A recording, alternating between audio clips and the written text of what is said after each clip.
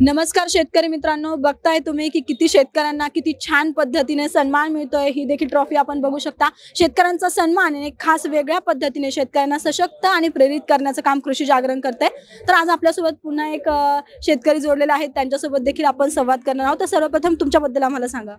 माझं नाव बळीराम पाटील, संभाजीनगरहून आहे। मी संभाजीनगरमधून 40 किलोमीटर माझं क्षेत्र आहे, शेती करतो आणि उत्कृष्ट शेती माझ्याकडे आहे। मोसंबीचा बाग आहे मोठा आणि मी खरं जनजागरण संस्थेचं एक अभिनंदन करेन। किती कौतुक करावं तितकं थोडं आहे।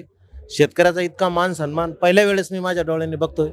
तर मागच्या काळामध्ये शेती या नावाला महत्त्वच राहिलं नव्हतं, शेतकऱ्याला तर मुळीच नाही। यांचे मानावे तितके आभार थोडे, कारण शेतकऱ्याला असा प्लॅटफॉर्म उभा करून दिला।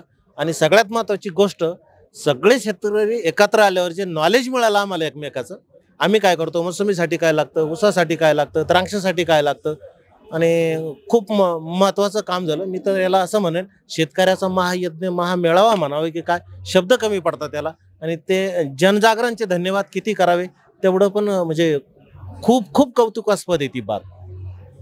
तर निश्चितच आता काकांनी इथे काय घडलंय, इथे त्या शेतकऱ्यांचा किती सन्मान केला जातोय तुम्ही बघताच आहे।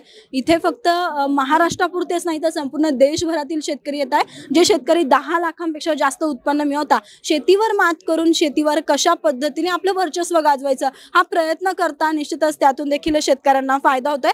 तर मित्रांनो, मला एक विचारायचं आहे, आमच्या शेतकऱ्यांसाठी जे महाराष्ट्रातील शेतकरी आहे, जे दुष्काळी परिस्थितीला हारताना हतबल झालेले आपल्याला बघायला मिळत आहे। एक फळ उत्पादक शेतकरी म्हणून तुम्ही शेतकऱ्यांना काय सल्ला देताल? आणि मोसंबी उत्पादक एक वर्चस्व आहे तुमचं मोसंबी उत्पादनामध्ये, तर अशा कोणत्या गोष्टी आहे की शेतकऱ्यांनी जर त्यांच्या फळबागांसाठी केल्या तर त्यांना निश्चितच त्याचा फायदा होईल? थोडंसं थोडक्यात सांगा। शासनाच्या बऱ्याच स्कीमा आहे, केंद्र शासनाच्या आहे, राज्य शासनाच्या आहे, कृषी डिपार्टमेंट त्याला चांगलं फॉलो करतं।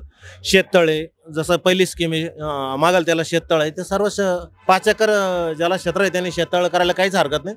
माझ्याकडे 10 एकर क्षेत्र आहे, मी 2 शेततळे राबवले आणि 2 शेततळ्यात 5.5 एकर क्षेत्र अगदी व्यवस्थित मोसंबीचं माझं निघतंय।